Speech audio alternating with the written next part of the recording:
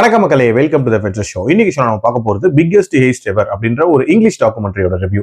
இந்த டாக்குமெண்ட்ரி பாத்தீங்கன்னா Netflix OTT ஆப்ல அவைலபிளா இருக்கு, தமிழ் டப்பிங்லயுமே அவைலபிளா இருக்கு. இந்த டாக்குமெண்ட்ரி ஈத்தர் அண்ட் ஈலி அப்படின்ற ஒரு கப்பலை பத்தியது. எப்படி ஒரு சாதாரண கப்பல் 5 பில்லியன் மதிப்புள்ள ஒரு கிரிப்டோ கரன்சியை ஆட்டையை போட்டாங்க அப்படின்ற மாதிரியான ஒரு விஷயத்த சொல்லக்கூடிய ஒரு டாக்குமெண்ட்ரி.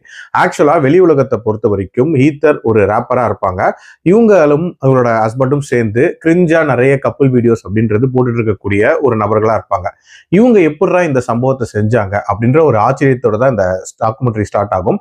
அதுக்கப்புறம் இவங்களோட அந்த மாஸ்டர் பிளான், அதாவது அந்த சர்வருக்குள்ளே எப்படி ரொம்ப நாள் இருந்து யூசர்ஸோட பாஸ்வேர்ட்லாம் எடுத்து இந்த கரன்சிஸ் எல்லாத்தையுமே ஒரு பக்கத்துல சேகரிச்சாங்க. அப்புறம் எப்படி சேஃபான ஒரு இடத்துக்கு மூவ் பண்ணாங்க.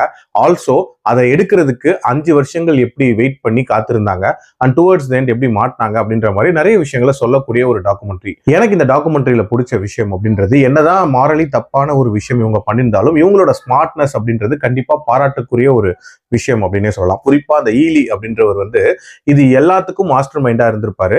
இவரோட அப்பாவும் இதே மாதிரி பினான்சியல் கிரைம் பண்ண ஒரு நபரா இருந்திருப்பாரு. அங்க இருந்து இன்ஸ்பிரேஷன் இவர் எப்படி எடுத்தாரு அப்படின்ற அந்த இன்ஃபர்மேஷன்லாம் உண்மையிலேயே நீட்டா இருந்துச்சு.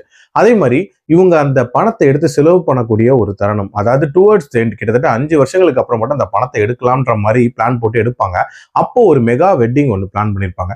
அது ரிலேட்டடான காட்சிகளை காட்டினதா இருக்கட்டும், அதே மாதிரி அதுக்கு இவங்க கொடுக்கக்கூடிய அந்த கிஃப்ட்ஸா இருக்கட்டும், அது எல்லாமே ரொம்ப ரொம்ப ஷாக்கிங்கா இருந்துச்சு அப்படின்னே சொல்லலாம். அதே மாதிரி இந்த உலகத்துல நடந்த சில ரியல் ஈவெண்ட்ஸ் அப்படின்றது இவங்களோட அந்த எஸ்கேப் பிளானை எப்படி தள்ளி போக வச்சது. உதாரணத்துக்கு அந்த ரஷ்யன் யுக்ரைன் வார் அப்படின்றது ஒரு முக்கியமான ஈவெண்டா இவங்களோட வாழ்க்கையில வந்தது அப்படின்ற மாதிரி காட்டியிருப்பாங்க. எல்லாத்துக்கும் மேல இவங்க திருடின அந்த பிட்காயின்ஸ் இருக்குல்ல, அதோட ஆக்சுவல் ஓனர்ஸ் இருப்பாங்களா, அவங்களுக்கு எப்படி அந்த காம்பன்சேஷன் அப்படின்றது கொடுத்தாங்க.